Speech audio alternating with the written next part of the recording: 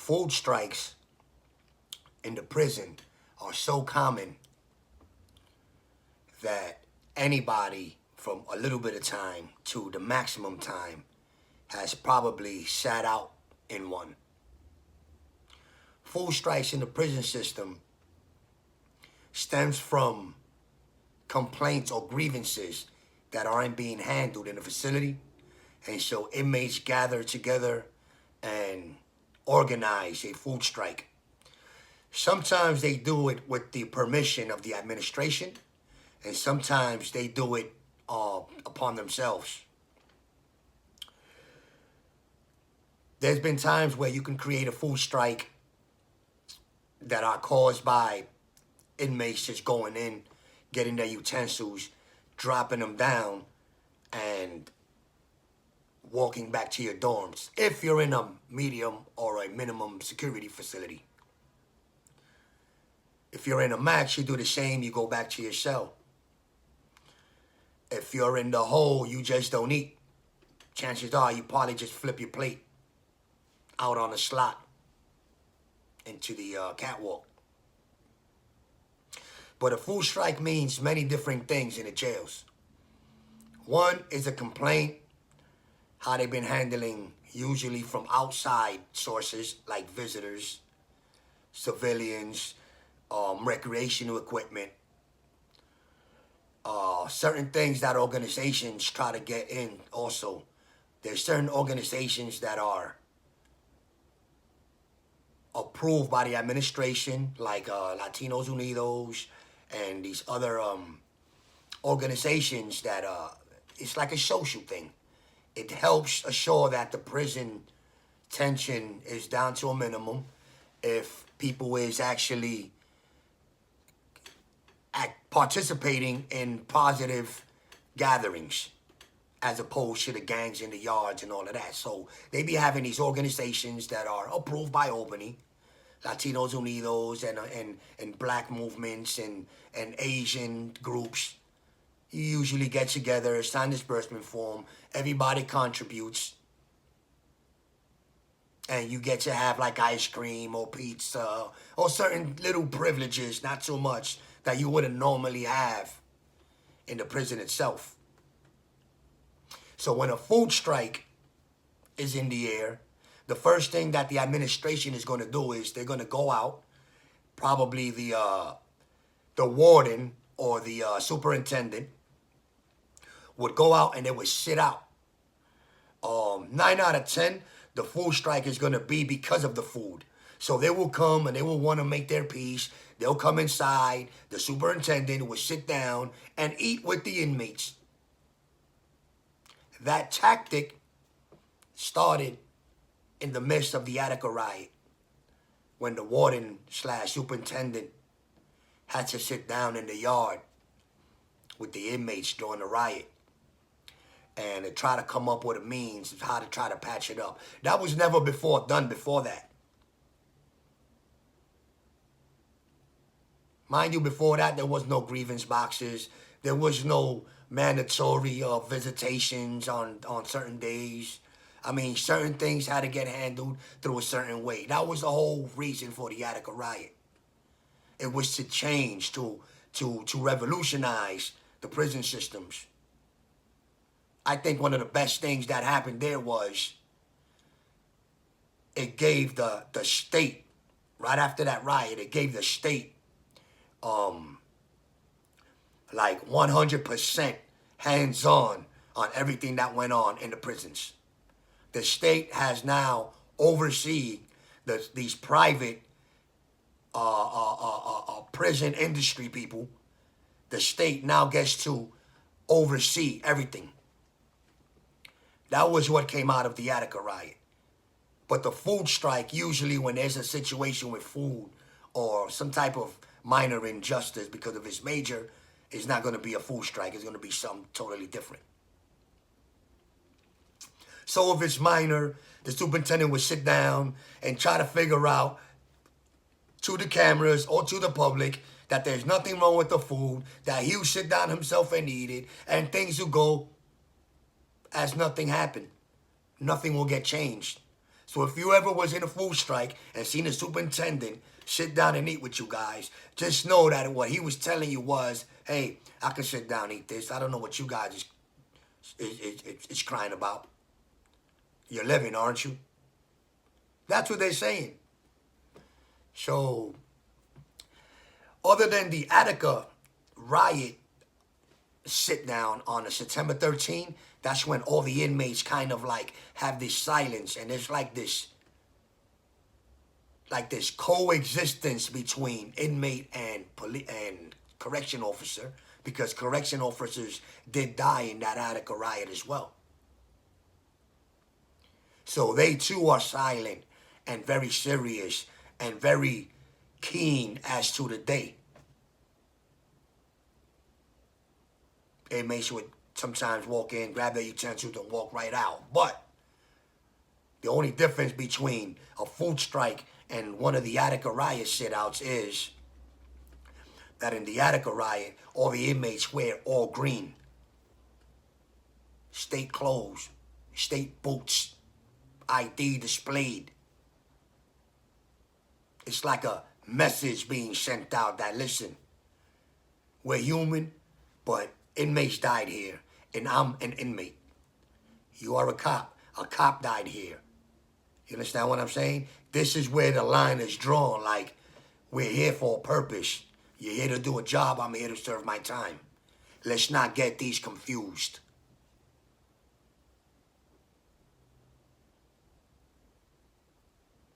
There's times when you do like Ramadan, like Muslims do Ramadan, and they will hold out in eating in the jails, only to eat later. They get a little Ramadan call where they could go eat when the sun goes down. They have a little exception.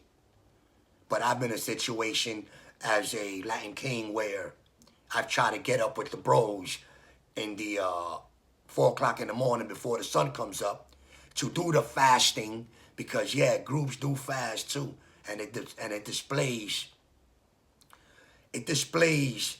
not only brotherhood, but it displays your total participation in what you believe in. Because as they say it, when you fast, you purify the body.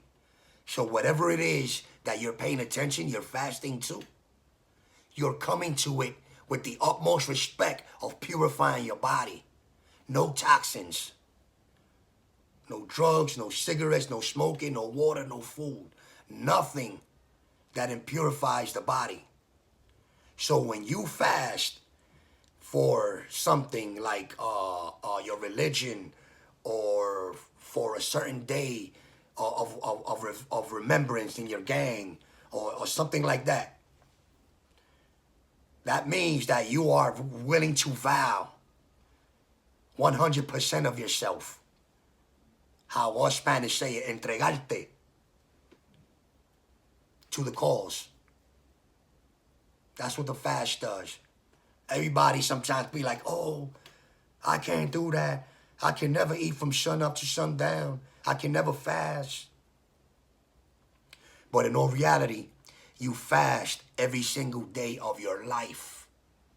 In case you didn't realize it, breakfast has 2 words: break, fast. Every time you go to sleep and go on to certain hours without eating, you are fasting. In the morning, that first meal is break, fast. You fast every day. But when you do it in the midst of people, in a group that all believe the same thing you do, it takes on a real mystical meaning, a real devout meaning, rather.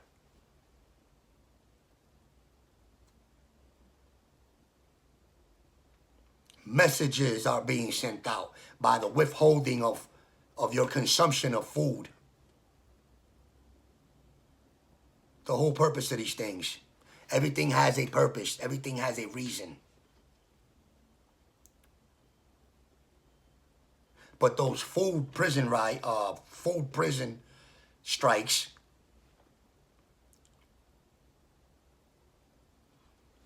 They can last anywhere from a day to 3 days or a week. The longer it lasts, the more people are bound to get involved. Like the first day or two, you will see the superintendent shit it out. If it passes 2 days, 3 days, 4 days, you will see people from Albany, IG, coming down. If it passes a week, you see IG, administration, and the media, news, the press. So the longer you stick it out, the more people are going to know. But that's the hardest part, because the superintendent, the warden, his job is to stop it right there. So he's going to do everything he does so that does not get out, even if it's lying to you. Oh, yeah, I'm going to take care of this grievance. I'm going to take care of that grievance. Oh, you guys want lobster tail? Oh, here we go. Oh, you guys want chicken? How about a whole hen? That's what they're going to tell you. You're going to turn around and have the same old dry-ass Salisbury steak, that same slice of turkey for Thanksgiving in wax paper, and that still-ass bread. Nothing's going to change. Beefing about food in the prisons is not going to change anything, especially since they have the 35-pound rule. Or the 50-pound, 5-pound rule, whatever. I don't remember how much pounds of packages you could get it from the outside. But as long as you can get food from the outside, your option is you're better off just getting your food from the outside. Because the prison is not here to host. So they say.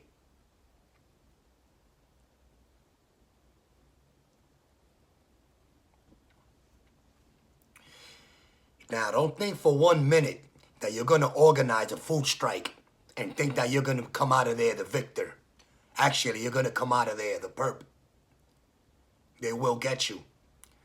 They will stick you for organizing unauthorized groups. They'll get you for starting crap in the jails. You will leave out of there with tickets, bruised up, or however they want to handle you. Nobody stays. Nobody organizes anything and think you're going to stay there and reap the fruits of your benefit. People will reap the fruits, but you won't. It also happened to the gentleman that organized the Attica riot. It happened to those who created the demands. It happened to those who were the most loudest in the yard on the microphone when the warden, superintendent, was sitting there with them. None of them survived. And nowadays, you as an organizer, to breach the security of the prison, will pay their price. You will not stick around to be like, hey, we got McDonald's every lunch. Even if they do get it, you won't be around us to benefit off of that. And they will make sure of that. So when you organize things like this, just know that it got to be in your heart to just do it, because you're not going to get anything off of it. You're going to go down, how they say in the prison. Yeah, they taking you down. There's been situations where people went as far as tampering with the food, with the inmate food on food strike day. Because it is encouraged that no inmates go to eat, but some inmates don't get outside food, outside packages. They don't get the 35s. So they have to rely on the institution's food. There's been time where inmates try to put pressure game on in the dorms for anybody that's leaving. I've seen it with my own eyes where somebody said, you know what, screw this, I'm going to go eat. And while he's eating, they're in his locker, sneak thieving him. He comes back, half his shit is missing. Things like that you will go down for, especially as an organizer. You're breaching security, according to them. You will get a hefty ticket, a tier 3, that box beatdown. You know that box beatdown is first initiated on that first strip search. That's where they come for you. And then they bring the nurse, scared to death. Like this. Yeah, look at him. He don't have any bruises. You see those? He came with those. Write that down. Yeah. You should see the nurse's face when they do that. They're like, oh, not again. Yeah. Falsifying or smudging, fudging the paperwork, the logbooks.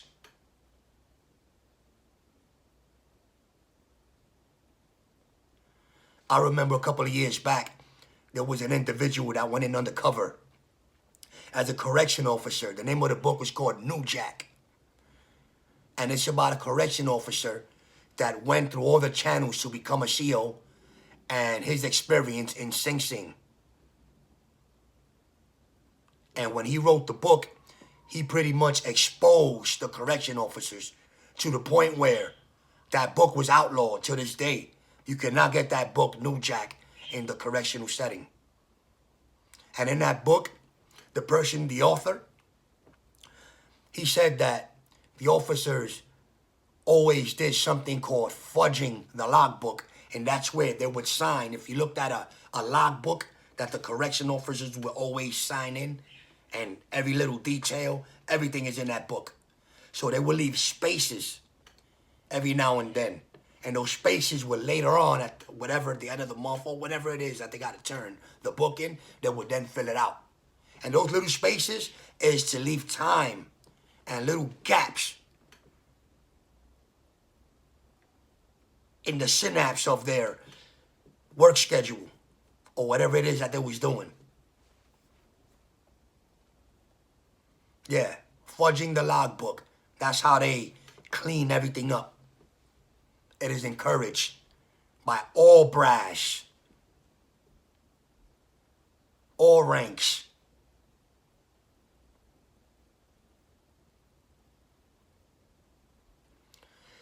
So you will be a smudge in that logbook if you get caught organizing or think that you're going to stand out there, think you're going to fight against administration and not feel the repercussions of it.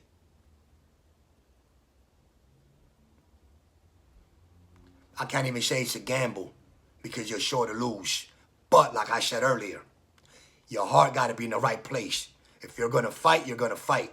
If you're going to go down, you're going to go down. For you, it's supposed to be much more than showing the administration how tough you are or showing the rest of the inmates how tough you are. It's about actually getting something done, whether you're there to reap the benefits of it or not. Those gentlemen that participated in the Attica riot taught us that. None of them is alive.